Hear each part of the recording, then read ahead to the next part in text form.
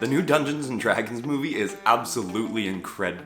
That's Monday's video, sorry. The new Super Mario Bros. Movie comes out this week, and at the time of recording, I haven't yet seen it, so time will still have to tell if it will reach the lofty standards set for it by the classic live-action version from the 90s, but I figured since we're getting a fun, animated, and hopefully faithful adaptation of the characters this week, I would also give people something to the contrary, redesigning and rewriting the characters from the Mario universe to fit them into a horror story. I think this is going to be an interesting twist, so let's try it out, shall we? Let's go!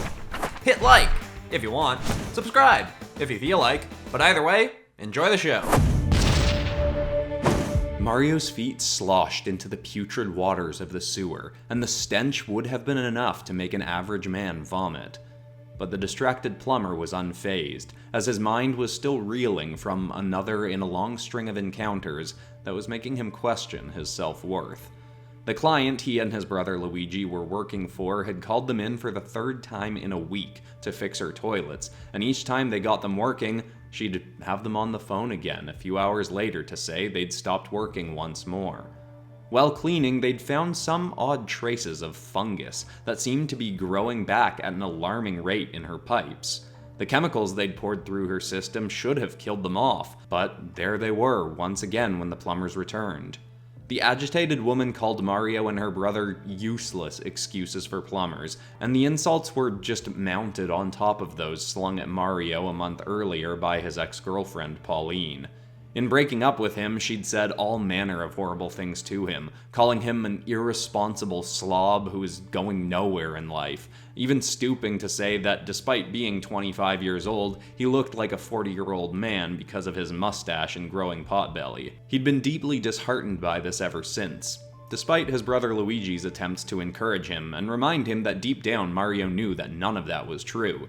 He was co-running a successful plumbing business, so he was clearly responsible. He loved his mustache, so he shouldn't care what anyone else thought of it. And sure, his belly was growing a bit, but he was still a very strong guy, who could even break a brick with his bare hands as a fun party trick. Unfortunately, none of Luigi's encouraging words sunk as deep as Pauline's had cut him. For the time being, Mario just tried to focus on the problem at hand. But now finding he was even failing at being a plumber, something he knew he was very good at, was all the more disheartening. Luigi dropped down into the sewer next to him, also unfazed by the smell but immediately anxious from the darkness. They'd thought that potentially the fungus in this woman's pipes was growing up from some source in the sewers, and quickly they spotted evidence of the stuff all over the place. Mario shone a flashlight along the walls, getting a look at hundreds of mushrooms and vines slinking through the sewer system. It was a very unusual sight, but before Mario could say anything about it, his brother anxiously patted on his shoulder, saying, "What is that?" Mario turned and saw in the darkness a set of glinting lights that looked like eyes, but they were too high off the ground to be rats and too low to be a normal person. Mario quickly shone his light over, and as soon as he did, the glints were gone. But there was a bend around a corner right where they had been. Let's just get out of here," Luigi stammered, but Mario just rolled his eyes at his brother and marched towards the bend. He was going to prove that nothing was there. But as he got closer, he heard a quiet whispering sound. Or he thought he did. But as soon as he focused to listen to what it said, it stopped. His instincts encouraged him to slow down, but he kept on pace so as to not frighten Luigi even more. He figured it was just his mind playing tricks on him anyway. He got to the corner and very briefly heard the whispers again. His heart had started to thud, enough that he could hear it beating in his ears, but he still stepped forward and peered his head around the corner, to see nothing but more sewers. He took a deep breath of foul, thick air, but was no more calmed when he heard, "Mario, help!" He whipped around to see that Luigi was gone. He ran down the sewer towards where the call had come from and got close to a tunnel that was lit in purple light. He darted into it to see a large pipe, inside of which was a glowing purple ring. Through it was what appeared to be a forest and mountains, from which fungus was growing through into the sewers. He stopped to stare in confusion only for a brief moment when he heard Luigi call for him again from the other side of the portal. Without any further hesitation, Mario ran through the portal and immediately tripped on a jutting vine. He fell and rolled down and down a mushroom-coated hill. He tried to regain footing and stop, but before he could, his head bashed against a rock. His eyes blurred, then went black. The last thing he heard was his brother desperately calling for him again, along with the sound of thundering footsteps. Mario was unsure how long he lay there unconscious, but when he awoke, it was night, and once more he saw a pair of glinting eyes, this time hovering inches from his face.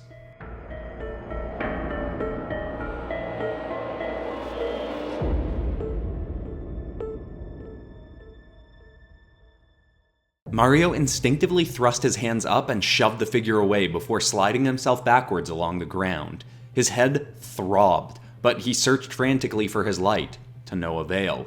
He must have lost it in the fall. He next tried to find anything he could use as a weapon, but as he did, the figure said, "Please, young master, don't fear us."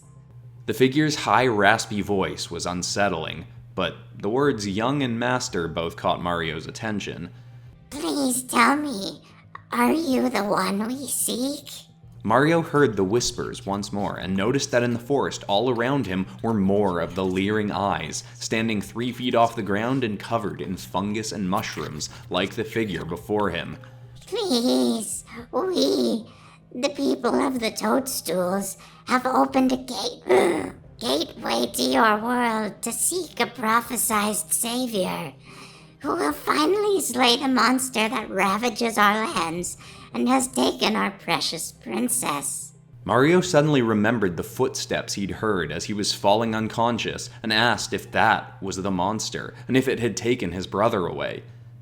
"Yes, the other who came through the portal from your world to our own was promptly taken by the demonic king, who wishes to keep our lands for his own." Mario thought it odd to hear that Luigi had just come through the portal. He was much more timid than curious. Why would he have stepped through some mysterious gateway in the sewer unprompted? But it didn't matter. Mario quickly asked which way to find his brother and this princess, and the whispers became louder and more eager. "We truly appreciate your noble bravery, but please, let us help you first." The figure conversing with him suddenly scurried off into a nearby cave.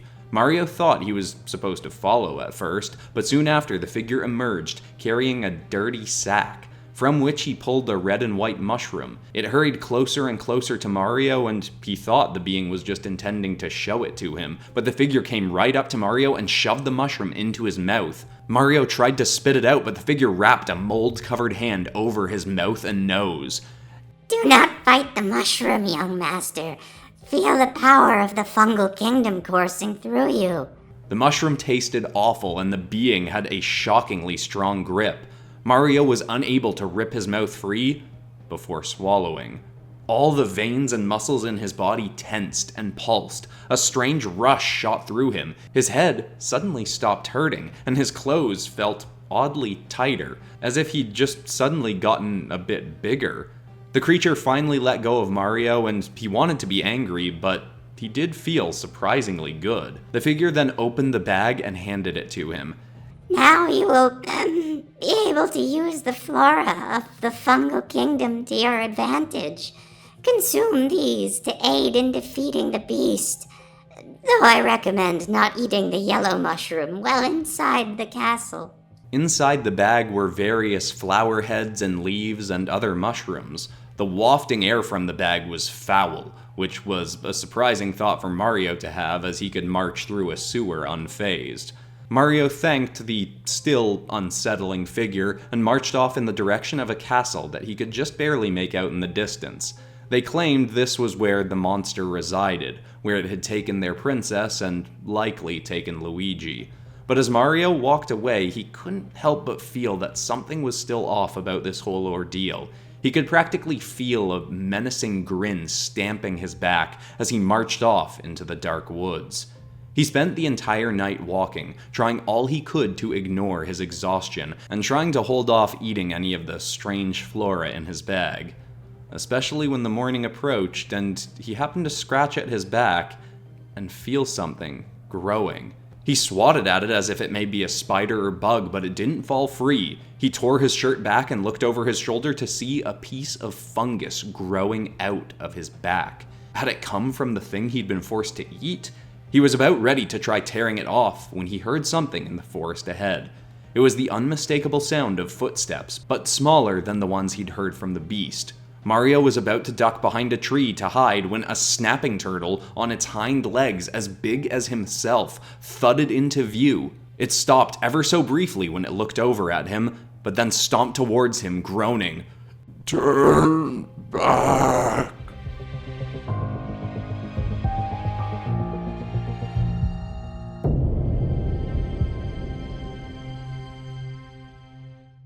Mario stumbled backwards and tripped, thudding against a tree. The turtle fell towards him and grabbed Mario, digging its claws through his shirt into his skin. He barely held it off him as it again said, "Turn back!" Mario rolled it off him and leapt up, about to run when he saw more creatures stumbling through the woods towards him, some looking like this turtle and some like brown, drooling heads with legs. He didn't seem to have any choice. He ripped open his bag and grabbed out the first thing he saw, a flower that seemed to be glowing orange. It smelt like burnt mold, but if it could help him in any way, he needed it. He chomped down on the flower and forced himself not to vomit as a bitter, charred, and yet incredibly spicy taste assaulted his mouth. His veins suddenly started to burn, with heat coursing down to his hands. He thought for a moment that his arms may start to melt when his palms lit up in flames. He didn't know what to do with this until one of the creatures lumbered towards him again. He thrust his hand out forward and the flame burst from his palm and hit the creature like a rocket, sending it flying backwards. He sprinted ahead, onward towards the castle, shooting the flames back at any of the creatures that got too close. Eventually, they all faded into the distance, and he was able to slow down, though their calls still echoed through his mind. Turn back. He didn't know why they'd said it, but he couldn't heed the warning. He had to get his brother. His exhaustion was starting to sink in, and with time to think, he also remembered the issue emerging from his back. He scratched at it again, and he could swear that it had gotten bigger. Or was it just his imagination? Was he being paranoid? Had eating a second item from the bag made it worse? Luckily, the flames were still sticking around as an ability that he could turn on and off with thought alone, so maybe he wouldn't have to eat any more of the plants. He continued his trek, getting more and more tired. By the time the sun was rising, he was within 15 minutes' walk of the castle. He considered stopping for a rest, but had no idea what that beast could be doing to Luigi. He forced himself to press on, despite his eyes threatening to flutter shut. He reached the decrepit castle and was surprised to find that the gateway was open. He marched cautiously over a bridge across a moat of bubbling lava. The castle was vast and wide, with tall halls and corridors, as if built for a monster far larger than a human to travel through. It was also nearly empty. None of the creatures like Mario had faced in the forest were in there. He considered calling out for Luigi, but resisted the urge, knowing there could still be anything hiding around the corners. He finally got near the castle center, and it opened up to a massive lava-filled room. There were wooden bridges headed to the center, where there was an enclosed column that looked to have within it a spiral staircase headed up to the top of the castle. Mario was about to march forward when a voice echoed through the room.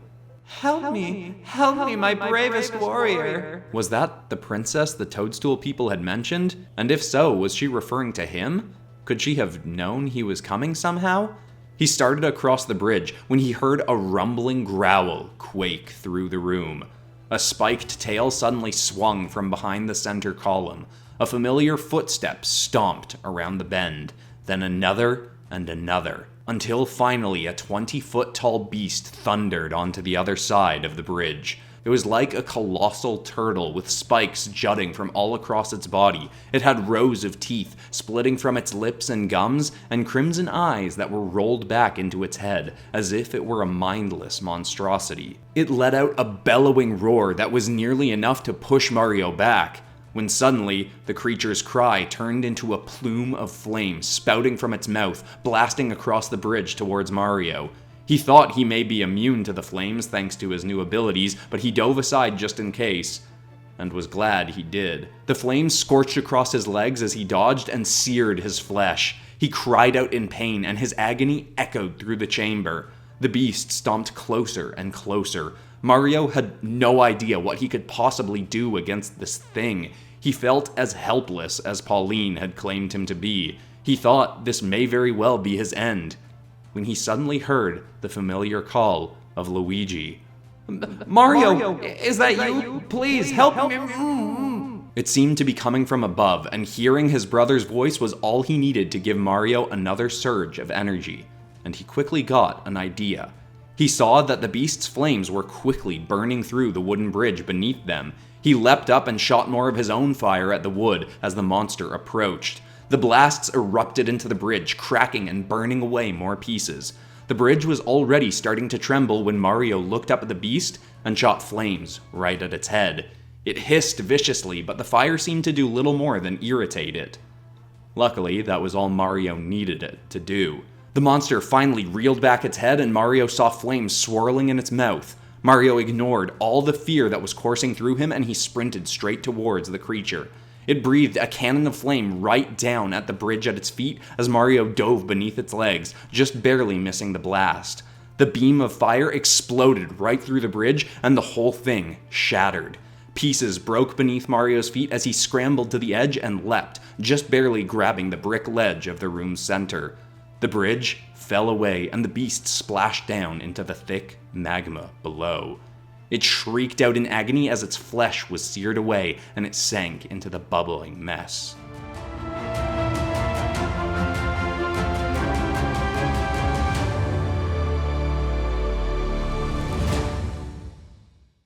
Mario didn't waste any time celebrating. He called up to his brother, to no response, and ignoring his exhaustion, he ran up the stairs. He went up and noticed as he did there was a growing stench, like that of the bag he carried, but somehow amplified even more. He still ignored it and kept running up until he emerged into a dark, windowless room covered in mushrooms and fungus and vines. In its center, barely visible as he was covered in moldy foliage, was Luigi, with a vine now wrapped around his mouth. Mario ran towards him, suddenly feeling even more so the fungus growing on his own back. When he was feet away from his brother, he suddenly noticed Luigi's desperate eyes were looking past Mario in terror. Mario started to spin around when a freezing wind shot across his ankles. When he tried to take his next step, he realized his legs had been frozen to the ground. He looked behind him to see a pink-clad figure covered in mold and mushrooms skipping up behind him. She stuck her black and blue eyes far too close to him, and a foul odor swirled from her farther into Mario's nose. She grinned eerily as she said, You actually did it? You defeated my bravest warrior? She marched around him, eyeing him up and down as Mario realized she hadn't been referring to him when she'd called to her warrior. She'd meant the beast. As she looked him all over, her grin turned into a scowl. Impossible! She suddenly shot flames at his feet, burning his legs further but also melting the ice. She then shoved him back to the ground and froze his arms and legs in place. You are a feeble little man and look nothing like the brave warrior I need to help ensure my infection can spread. You must have bested my beautiful Bowser by accident. I've lured you here for nothing, but perhaps I can still make you into something more. She grabbed his bag and leapt onto him. She wrenched open his mouth and shoved one mushroom and flower after another in. He choked and gagged, trying to spit them out, but she forced his mouth shut. Eat up. You're unworthy of my army now, but with a bit more power, perhaps you can be a pawn in my conquest. Mario could feel the mold on his back growing and spreading as more of the plants slipped down his throat. But they seemed to do more than just that. He felt a tail spawn from his back, part of his body coated over in gold and another in ice. Strangely though, something struck Mario more so than the mutations bursting from him. This woman's words had hit him as if they were once more being said by Pauline, saying that he was unworthy and trying to make him feel pathetic. But this time, he knew within himself that they weren't true. Everything he'd just gone through coursed through his mind. He'd just chased his brother into a new world to save him and taken everything in stride. He'd marched all night, fought creatures in the forest, and even just killed some sort of massive dragon turtle beast, all while fighting through his own fear and exhaustion. Nobody could convince him that that wasn't impressive. He didn't care what this disfigured maniac thought of his worth, or even any more what Pauline thought of him. All that mattered was what he thought of himself. With invigorated confidence, he lit up his arms in flames to melt away the ice that restrained him and shoved his flaming hands into this woman's face. He shot the flames forward and she flew off him with her head smoldering.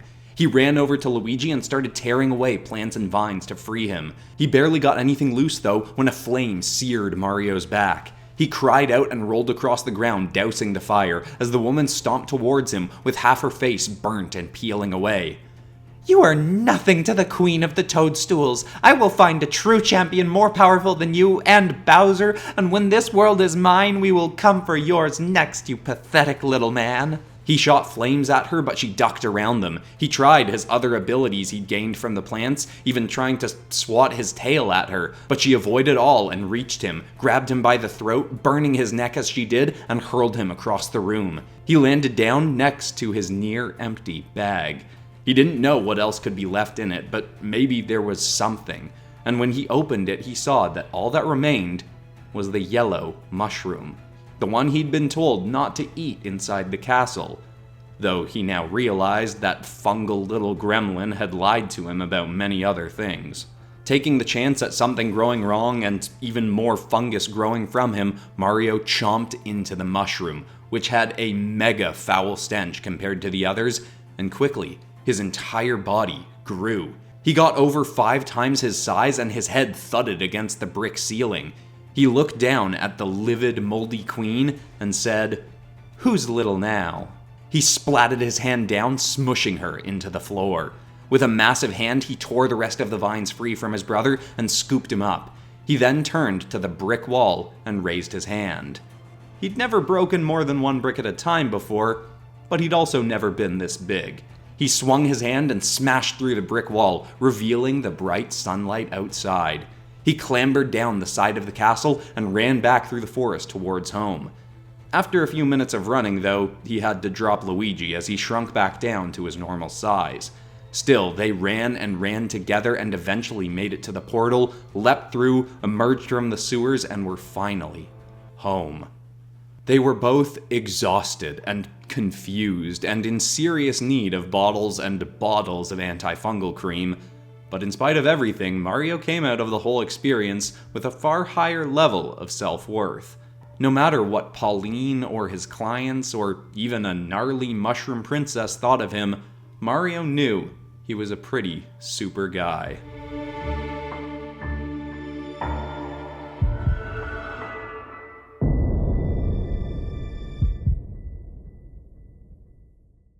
He was a pretty super guy. I apologize to lactose intolerant people for the abundance of cheese in that last line, but you can all deal with it. I'll admit this probably turned out a little bit more like a kind of creepy adventure story than an outright horror story, but I'm still pretty happy with it. Enough so to do a full video episode of the Design Notes podcast about how I came up with the story and the art for it. That'll be part of my weekly Patreon exclusive podcast series, coming out on Wednesday next week, and there's plenty of other benefits to being a member of the Popcross Studios Patreon. But speaking of that, I will actually be doing another free video episode of the Design Notes podcast for everyone next week on Wednesday as well, focusing on my My Hero Academia Maximum Venom series, and talking about situations where you should and maybe sometimes shouldn't lean into the things that you're already good at as an artist. But anyway, if you enjoyed this and want more horror stories, I've done a few different episodes turning things like Hollow Knight into a horror story and Hell of a Boss into a horror story, and I am open to doing more, and potentially a sequel to this. I do have some ideas, but I don't want to get ahead of myself. Besides that, that's all for today, except of course for ending this video on some kind of positive or inspiring note, and the thought I want to leave people with today is essentially the lesson from this story, that you don't need anyone else to believe in you as long as you believe in you. What you say about yourself to yourself is far more important than what anyone else says about you. I hope that's inspiring. I love you all, and I'll see you all in the Dungeons & Dragons Monsters as Marvel Superheroes episode on Monday. Goodbye.